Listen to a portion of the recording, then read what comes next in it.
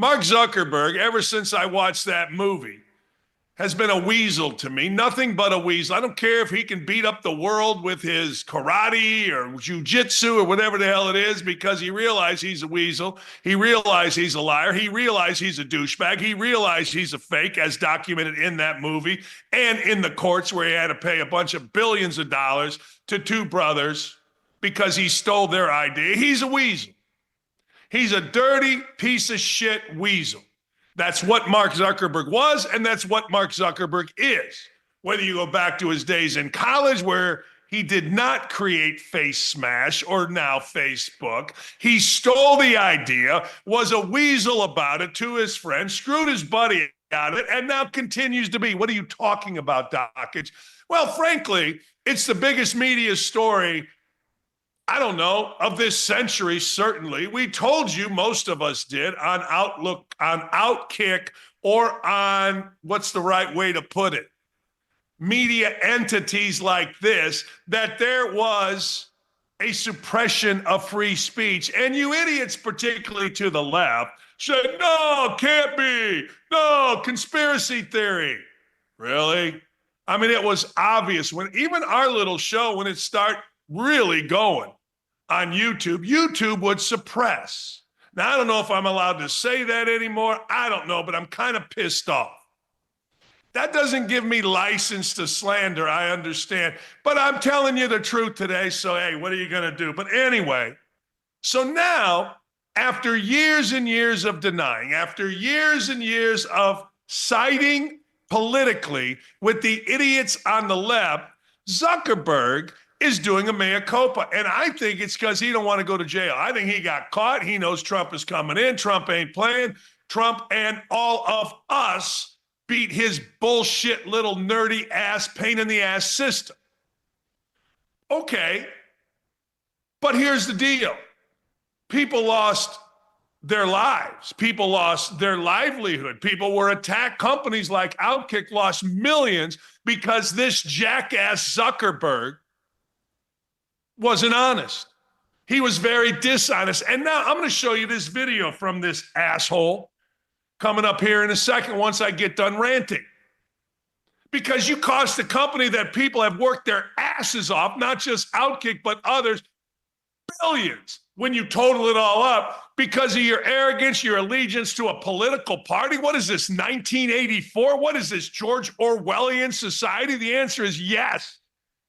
And Zuckerberg admits to it. Now, he admits to it in a typical Zuckerberg douchebaggy way. He admits to it in such a way that he's such a pussy, he can't come out and say, hey, look, here's what we did. Well, we used third person. He blames somebody else because he's a pussy. He lies. Well, I created social and created shit. Those two brothers did, the Winklevosses, and Roadkill lied. We all know the story, you guess. Here's the deal. You're so rich, nobody can do shit about it. You're so rich, like, my brother, smartest guy I know, shocked that Harvey Weinstein went to jail. And the only reason Harvey Weinstein went to jail, now hang on with me here, why are you talking about Weinstein? Because he was really rich. I said to my brother, Weinstein going to jail? He goes, nah, he's too rich unless a movement starts. Here comes a movement, Weinstein's in jail. Zuckerberg going to jail? Hell no. He went and did what? Met with Trump. Why? Cover his ass, kiss ass, make a deal, and away we go. Disappointed in Trump. Trump shouldn't allow this to happen. Trump should start a Senate investigation into Mark Zuckerberg and all his bullshit. And I'll show you why here in a second. He is ending his fact checking. Oh, really? That's what you call it? It's not called censorship? No, George Orwell Jr. or George Orwell example? No, it's not, huh? Okay, listen to this. Lifting restrictions on speech to restore free expression. Why would free expression ever have to go away, asshole? Why? Why do you get to decide free expression had to go away? Hold on a second. Only to conservatives and conservative companies. That's the free expression you decide. That's powerful shit.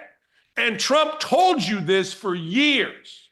People that knew told you this for years. But what liberals say, no, misinformation, conspiracy theory. So he, Lord God, King Orwell, Zuckerberg, gets to restore free speech. And listen to what this weasel says across, so admitting the current content moderations have gone too far. Listen to this asshole and tell me you don't want to punch him right in the head. Hey everyone. I want to talk about something important today, because it's time to get back to our roots around free expression on Facebook and Instagram. I started building social media to give people a voice. I gave a speech at Georgetown 5 years ago about the importance of protecting free expression, and I still believe this today. But a lot has happened over the last several years. There's been widespread debate about potential harms from online content. Governments and legacy media have pushed to censor more and more. A lot of this is clearly political, but there's also a lot of legitimately bad stuff out there. Drugs, terrorism, child exploitation. These are things that we take very seriously, and I want to make sure that we handle responsibly. So we built a lot of complex systems to moderate content. But the problem with complex systems is they make mistakes. Even if they accidentally censor just 1% of posts, that's millions of people. And we've reached a point where it's just too many mistakes and too much censorship. The recent elections also feel like a cultural tipping point towards once again prioritizing speech. So we're going to get back to our roots and focus on reducing mistakes, simplifying our policies, and restoring free expression on our platforms. Now, how about that? So here's what you do when you give a mea culpa. You equate it to nasty stuff. So you're telling me you could have kept Zuckerberg, you could have kept conservative views on your platforms and gotten rid of the drugs, the child exploitation. You couldn't have done that. So you could have kept the conservative views and gotten rid. You couldn't figure this all out. Like, we're going to get rid of drugs, pornography, child exploitation, drugs, pornography, wars, terrorism. You couldn't figure that out. As opposed to saying, no, we're going to use drugs, war, and terrorism as the reason why we stifled conservative views. Because that's what you did. Let's not lie. Mark Harris will have an article out today on OutKick.com. It'll be the most important article you ever read. And it'll talk about the cost of this. It'll talk about, well, yeah, we get where you're hiding. We all know where you're hiding. You're hiding behind drugs, child exploitation, terrorism. Right, we get it. But why only conservative views? Why? This whole thing is just part of the swamp being drained. And Zuckerberg should be in jail. If those of us that live here in the real world did what Zuckerberg did, we'd be in jail. Hell, people on January 6th, which apparently is today, are in jail for even walking around a concourse. But Zuckerberg and his minions decided long ago they were going to side with the liberals. They decided not only are we going to decide with the liberals, but we're going to fight for the liberals. We're not going to go to war, but we're going to go to war online. The most powerful tool people have of communication. And by going to war online, we are going to stymie, stifle, censor, whatever words you want, conservatives. And what a bunch of shit that is. And everybody knew.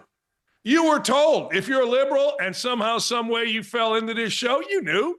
Everybody knew. Well, let me tell you this. It was subtle. Maybe you didn't know, but you were told over and over and over and over again. We lived it here at OutKick. Clay Travis certainly lived it. Probably still does. But you were, like everything else, no, that's not true. That's not true. Oh, bullshit.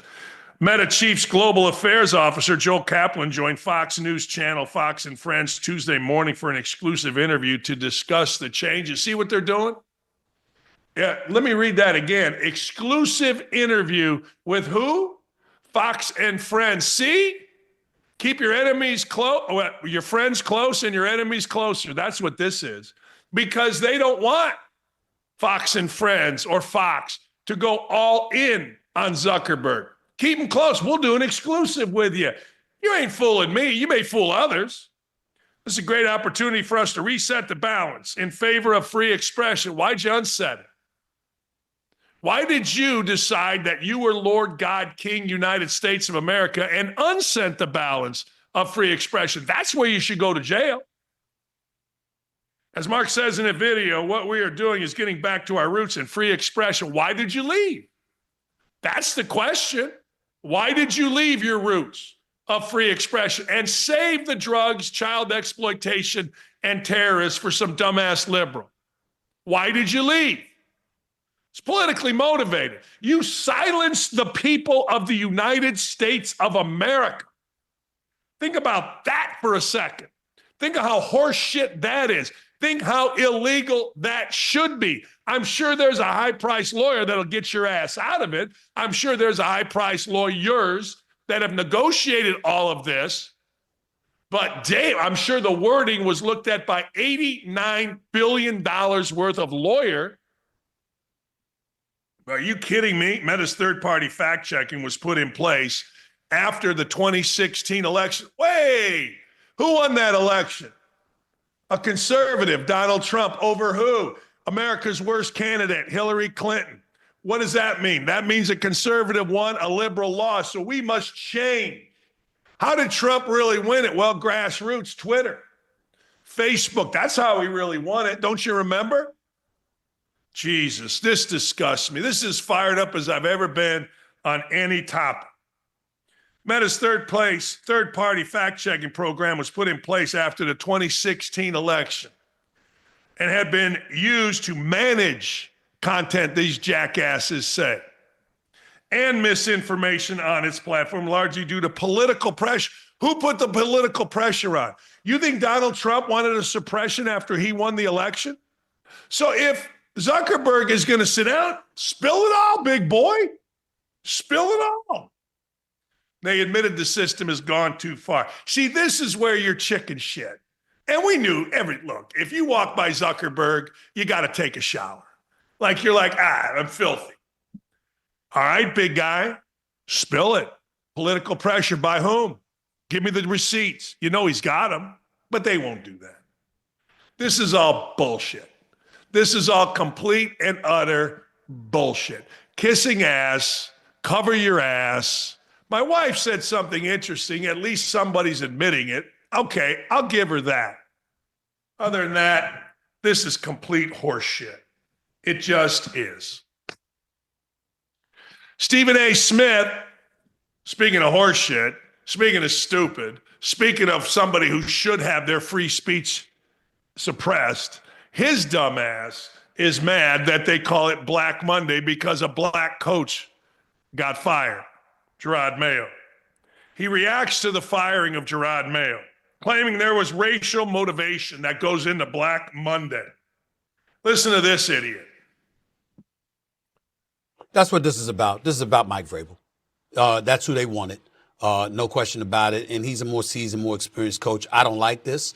They call it Black Friday Black Monday rather for a reason. This certainly typifies it. I don't know why it's not called White Monday. Doug Peterson got fired from Jacksonville. He deserved that firing. Jerod Mayo clearly was not given an opportunity, a lengthy enough opportunity, considering what Bill Belichick left him with from a talent perspective. Considering the record, considering the way the team performed. He didn't help himself with some of the comments he made, calling the team soft and what have you, and having to retract statements. And we get all of that. But no matter what we can point to, at the end of the day, the folks in New England were turning against Jerod Mayo. We all know this. And I think it has something to do with the fact that Vrabel is available.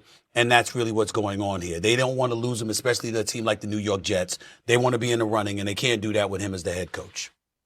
Absolutely. Yeah, well, shut up.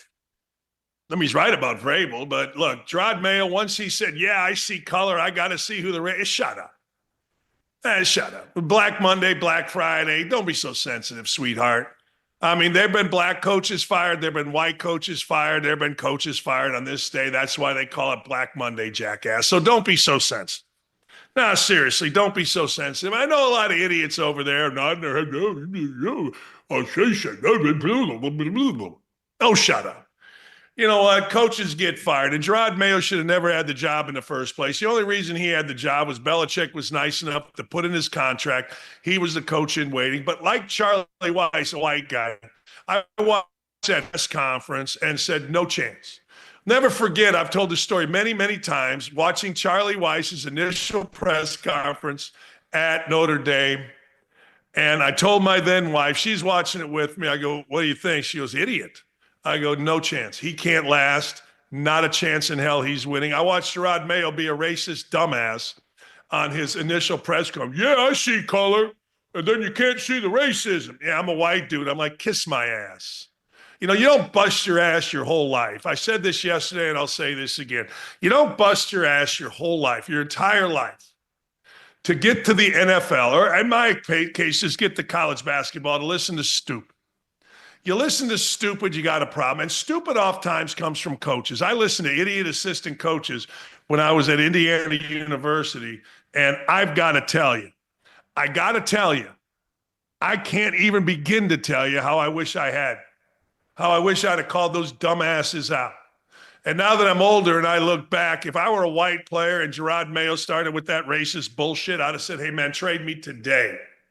Or I'd have said, if I was Drake May, don't even think about drafting me. I don't need this. I don't need a coach's race.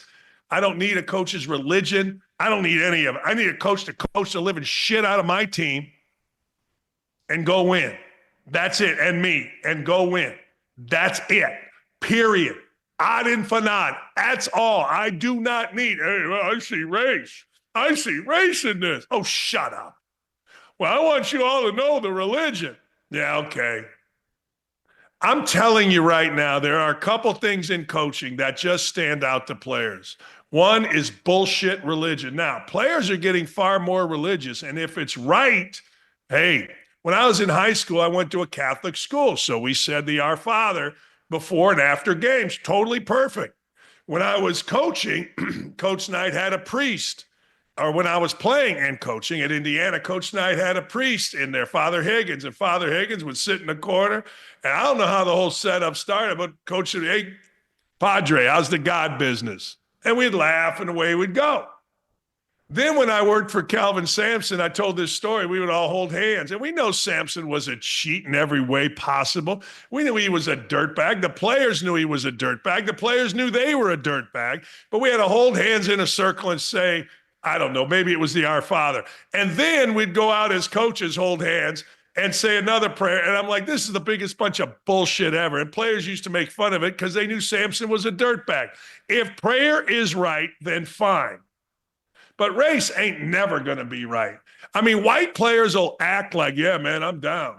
You know, whatever. And then they go home and they're like, can you believe this dumbass Jerod Mayo started talking about race and how he sees color? So he sees me as a white guy that what? I'm a threat to be racist? I'd have fired his ass after that press conference. He's lucky he made it a year. So anybody who wants to bitch, whine, and moan about Jerod Mayo being fired, you can kiss my ass. The moment he made that thing about race is the moment that they should have fired his ass. Hey, no thank you. Adios, just like Notre Dame. The minute Charlie Weiss got up there and started talking about himself and his greatness and his schematic advantage, and he did it in an arrogant monotone. You should have pulled the hook on him. Father Hesburgh should have got out the old cane and yanked him off the stage and said, screw you. Just what I'm saying. It would have saved him a lot of time, maybe not some money, but a lot of time. And now Robert Kraft, for doing the absolute right thing, getting rid of a jackass, is catching hell from other idiots. You know what? Life is good when you catch hell from idiots. Life is great when you catch hell from idiots. Really good. Speaking of idiots, we are morphing right through the fool. Zaire Franklin is a nondescript 6th or 7th round pick from Syracuse that came to the Colts. And I remember having him on my indie show, and I remember Dino Babers, a coach I really like, then the coach at Syracuse, both came on. I'm like, hey, I'll root for this guy. 6th or 7th round pick, forget what he was, became the captain, led the NFL in tackles this year. But he also led the NFL in missed tackles. He also led the NFL in ego. He also led the NFL in stupid podcasts. And that's hard to do. I mean, think of the level of stupid in the NFL. And let's start with Tyreek Hill. Do we need to go any farther? We'll go nonviolent crime division, but Tyreek Hill quitting on his team, DIVA wide receivers left and right.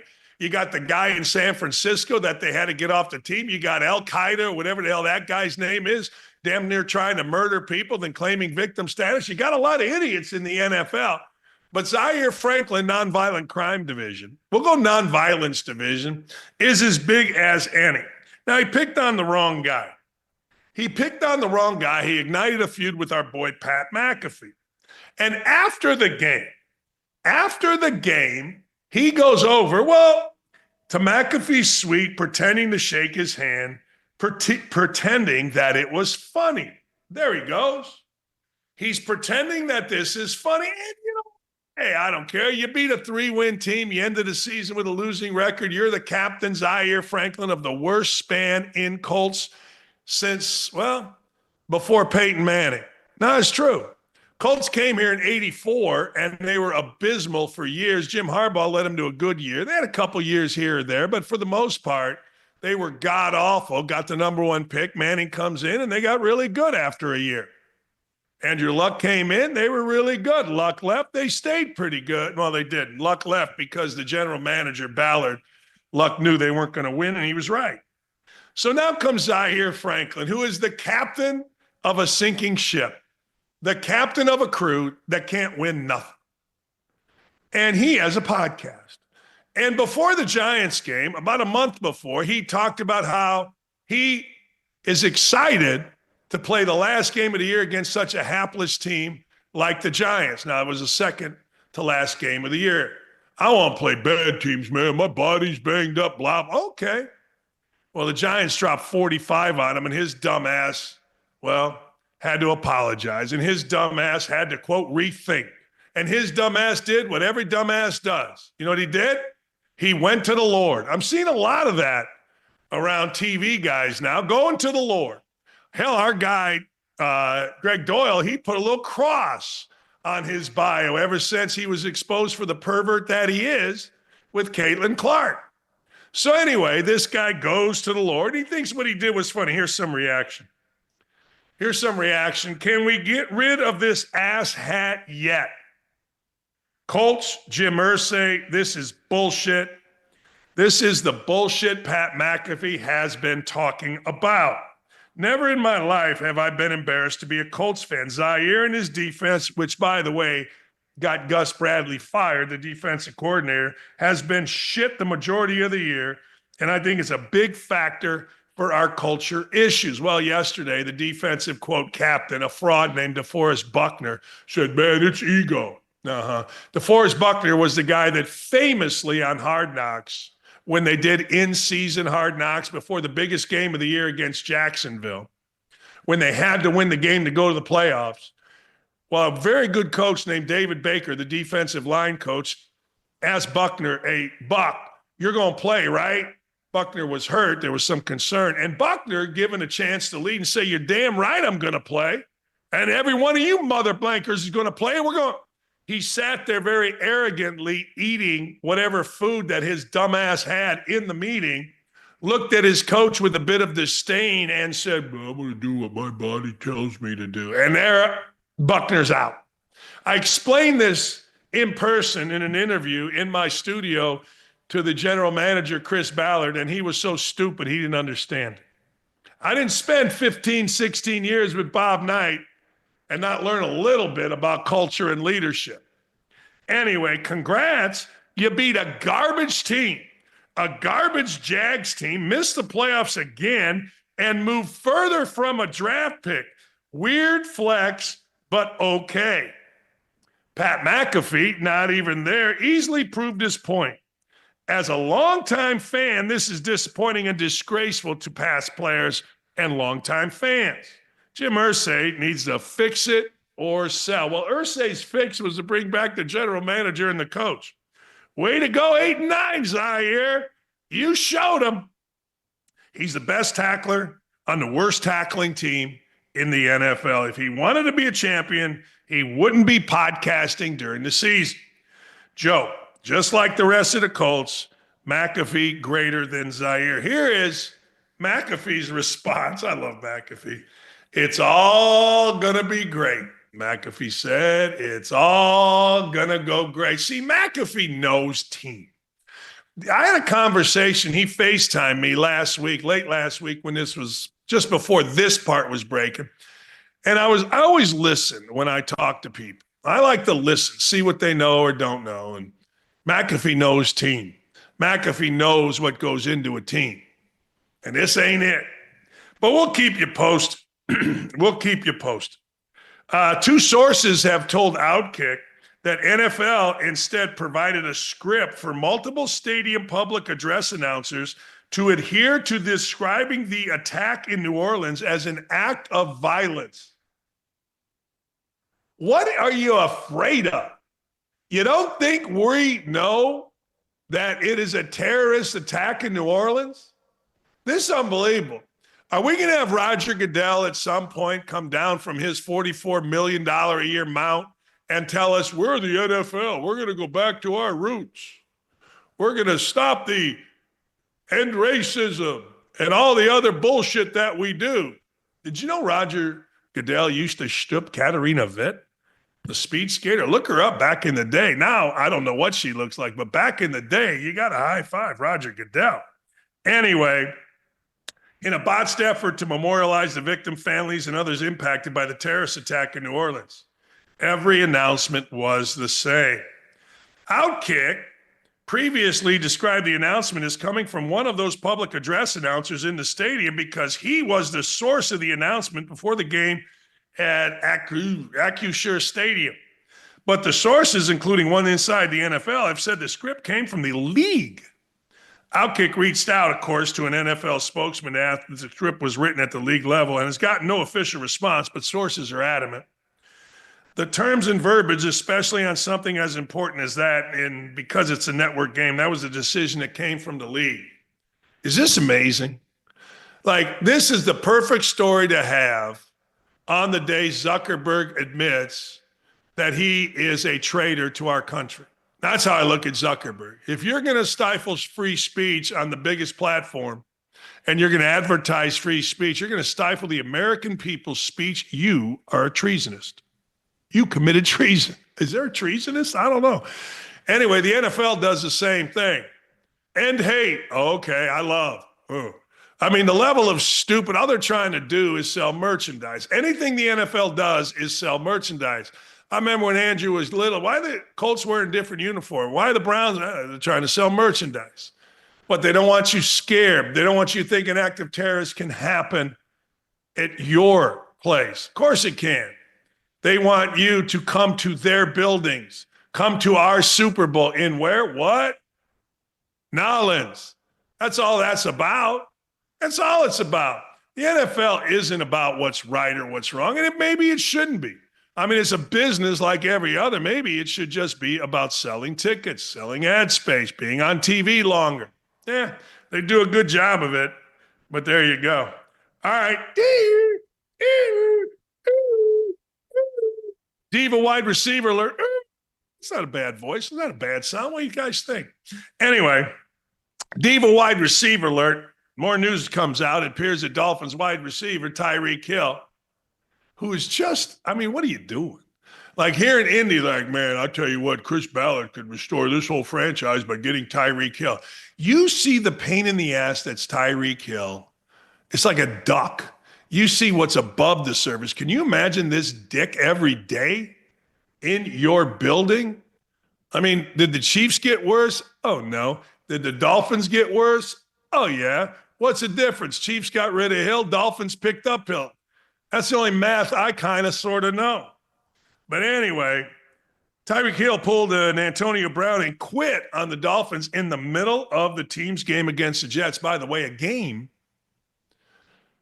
that determined whether they were going to the playoffs. Further, in my opinion, further evidence that douchebag coach Mike McDaniel that they have is just a fraud. What are you, black today, white today? What are you today? Wear your little short, whatever, khaki capris or whatever the hell you wear on the sideline, looking like a chick, getting your cool glasses and acting like, oh, I don't know, I'm the modern guy. Get your ass back to a quarterback coach position, even though you never played it. You're black, you'll get a job. Oh, you act black, you'll get a job. What are you talking about? You'll get a job tomorrow. Here's McDaniel in a press conference talking about his diva wide receiver. See, McDaniel, when you're soft and you're a player's coach, I'm saying this into the mic, they F you every time. Here's McDaniel now blaming Hill for his McDaniel's failures. God, this is a good show. I was informed that he was unavailable right before a drive. I was not informed that it was a new injury, and I think at that point in time, my focus was on the players, and I didn't take the time to go try to figure out more into that. Just there was guys on the field that were competing, and we were trying to win a game, so my focus was there. Well, I'd love to play for him. God, would that be fun to play for that douchebag? God, that'd be awesome. I mean, hey, douchebag. I mean, coach. And I'm sure he's got all the cute little Mina Kimes words.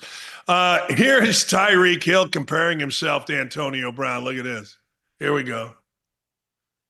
Go get him, Tyreek. You dipshit.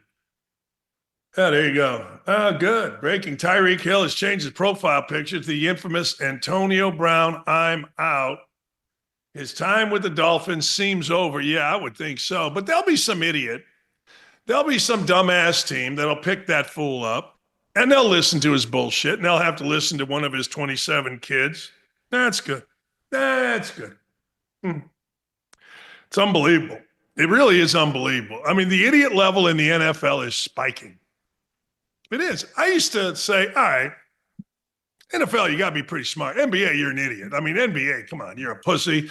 You get touched, you're crying. Draymond Green's cheap shotting guys and we all think he's tough in the NFL. Oh, come on. NFL, I used to think that, but now you're all just crazy. I mean, you've opened the floodgates to no discipline from coaches, so now players are acting like what 21 to 30-year-old rich dudes do. They act like idiots. Kind of fun to watch. Speaking of idiots, the big political roundup of the day, going over the wildest shit that happened yesterday. I kind of like this. This is like What the Hell Wednesday, but political. I ain't mad at it. Sonny Hostin calls January 6th worse than the Holocaust, slavery, and World War II. They're still trying this. Here we go. Here's America's, the poster child for boy, she looks hot, but when she opens her mouth, go ahead. I think we need to find moral clarity, in this country. And I just remember after January 6th, you had someone like Mitch McConnell placing the blame on January 6th where it belonged, squarely on Donald Trump's shoulders. And then you started seeing people backtrack that and losing their moral center. You had Condoleezza Rice, I believe, on this very show saying, we need to move on from January 6th. I say no. You don't move on, because January 6th was an atrocity. It was one of the worst moments in American history. And when you think about the worst moments in American history, like World War II, things that happened, like the Holocaust, chattel slavery, we need to never forget, because past becomes prologue if you forget any race. I want to ask you. Oh, man, she didn't even know what events she was talking about, and then past becomes prologue. Wow, Sonny, really? That's some deep shit, man. No, seriously, that's some deep shit. See, Sonny they're still trying. I mean, good for them. I mean, what else are you going to do? I couldn't pick Sonny Hostin out of a lineup until, now she's become the face of stupid. All right. Hey, good. You keep bitching about it. No, seriously, keep bitching about it. We got to keep thinking about it, because a bunch of women on The View say we have. Oh, okay, I'm thinking about it. Oh, it's deep. Justin Trudeau resigns from Canada. I'm saying it's because Trump's got something on Trudeau. I don't know. But you just don't resign as prime minister from a country just out of the blue. I know he's catching hell. I know there's a lot of stories. Okay, fine. But you just don't. Here's former Prime Minister Justin Trudeau. Decision that I'm sharing with you today. I intend to resign as party leader, as Prime Minister after the party selects its next leader through a robust, nationwide, competitive process. Last night, I asked the president of the Liberal Party to begin that process. Canada gives a shit. Hey, come on. I mean, what do I always tell you? There's always a backstory. I don't want to hear there's always a backstory. There's always a backstory, period. Hey, Kamala Harris certified the election. She certifies her own loss. You know, when you see her now, don't you just kind of go, what? What? Go ahead. Let's play the side piece confirming her own loss. The votes for President of the United States are as follows. Donald J. Trump of the state of Florida has received 312 votes. Kamala D. Harris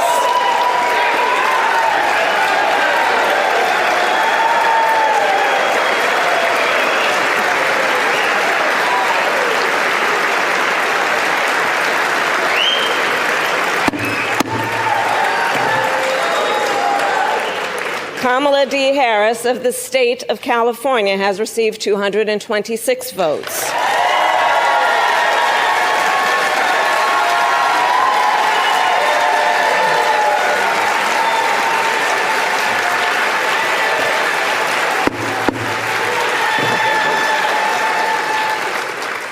The whole number of electors appointed to vote for Vice President of the United States is 538. Within that whole number, a majority is 270.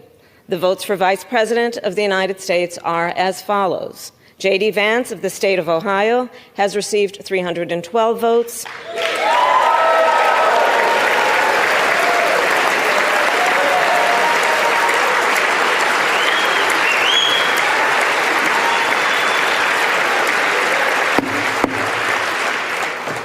Tim Walz of the state of Minnesota has received 226 votes.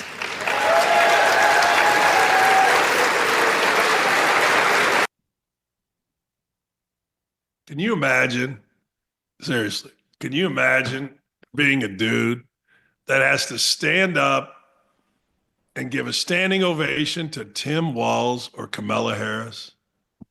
I mean, just like if you're an adult with the great American penis, there's no way you can do that. There's not a chance in hell. There's no way you can be like, hey, I'm really proud. I voted for that clown and that bigger clown. Walz and his crazy ass wife are good for one thing, and that's entertainment. Man, I was thinking about it as I was watching that. Remember how they tried to gaslight everybody on every single issue, right? Walz was weird, or J.D. Vance was weird, and then we had to watch Walz and his crazy-ass wife